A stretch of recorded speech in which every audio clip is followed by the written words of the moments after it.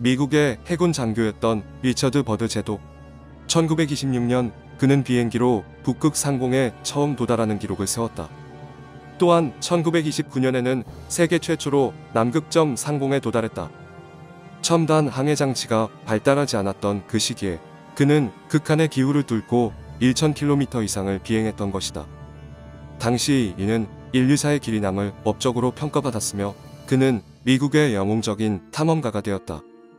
1947년 버드 제독은 또다시 북극 탐사에 나섰다. 그런데 그가 북극점 부근에서 비행하고 있을 때 이상한 일이 벌어졌다. 갑자기 비행기 계기판과 나침반이 심하게 흔들리기 시작했다. 이어 북극점을 지날 때 그의 눈앞에는 믿기 힘든 이상한 풍경이 펼쳐졌다. 북극 어디서나 보여야 하는 눈과 얼음이 전혀 보이지 않았던 것이다. 그 대신 푸른 숲이 우거져 있었고 강과 계곡이 보였다. 그리고 그 사이를 돌아다니는 동물들도 보였다. 당시 버드 제독은 자신의 탐험 일지에 다음과 같이 기록했다.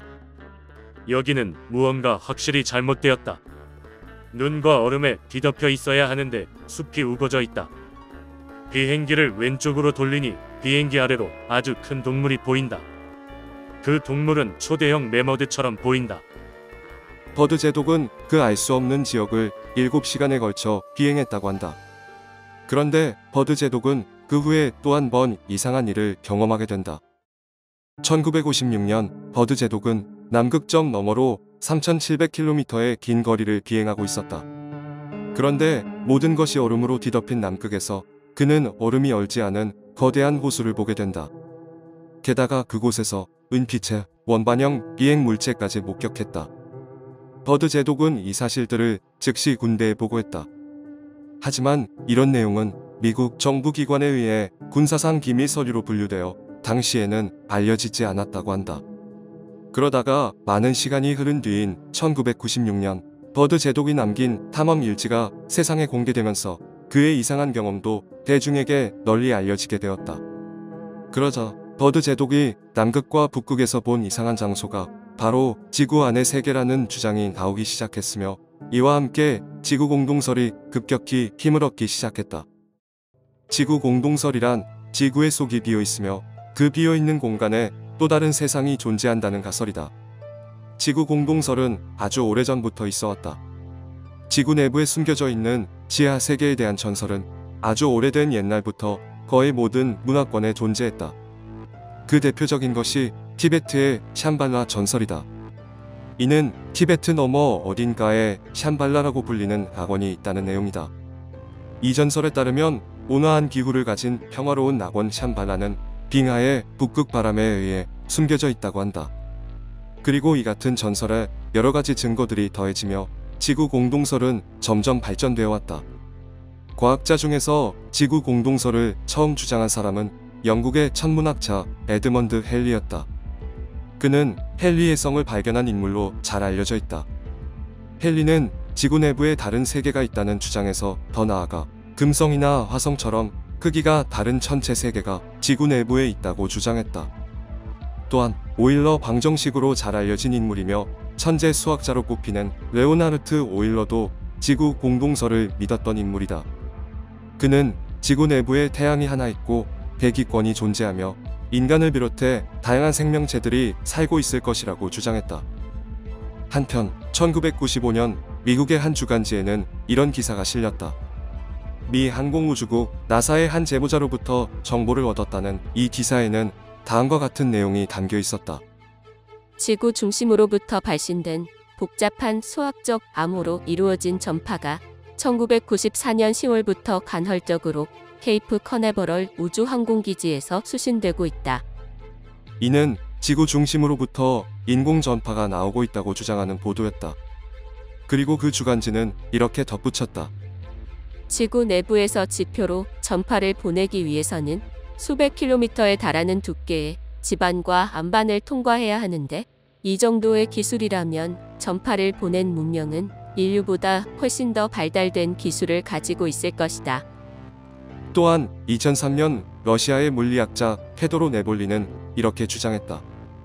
지구는 차가운 물질의 덩어리였지만 태양과 우주 에너지의 영향으로 점차 뜨거워져 용암 상태가 되었다가 또다시 식게 되었다.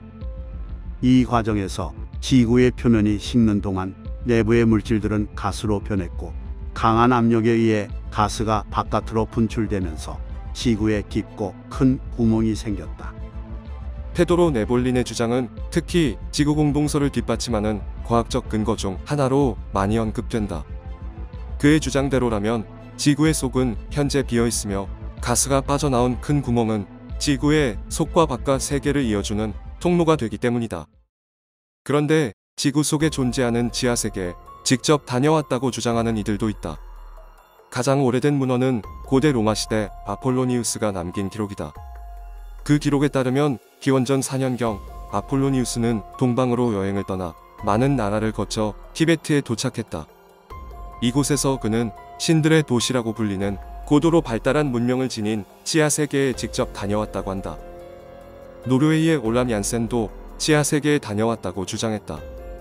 1829년 올람 얀센은 어부였던 아버지 옌스 얀센과 함께 북극해에서 배를 타고 있었다.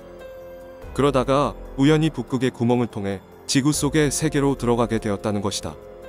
그리고 남극으로 연결된 구멍을 통해 다시 지상으로 나온 1831년까지 약 2년 반의 시간 동안 지하세계에서 머물렀다고 주장했다. 그는 자신이 본 지하세계에 대해 이렇게 설명했다. 지하세계에는 키가 3m 넘는 거인족이 사는데 그들은 산스크리트어와 비슷한 언어를 사용하며 예술과 과학이 상당히 발달했다. 또 이곳에는 24시간에 한 번씩 비가 내리고 기후가 온화해서 포도알 하나가 오렌지만 할 정도로 모든 동식물이 엄청나게 크다.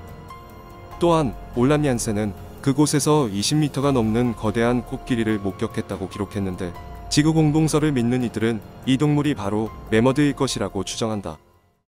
하지만 현재 대부분의 지구 물리학자들은 지구의 속이 비어있지 않으며 따라서 지구 공동설은 불가능하다고 주장한다. 현대의 과학적 지식에 따르면 지구는 내핵과 외핵, 멘틀, 지각으로 이루어져 있다는 것이 정설이다.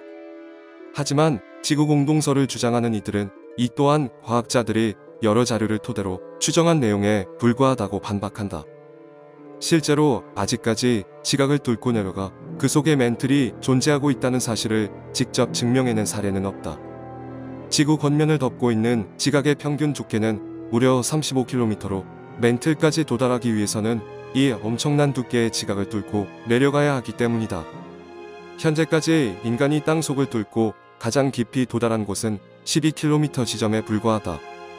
하지만 언젠가 기술이 진보해 지각을 뚫고 그 아래를 확인하는 것이 가능해진다면 지구 공동설에 대한 미스터리도 함께 풀리게 될 것이다.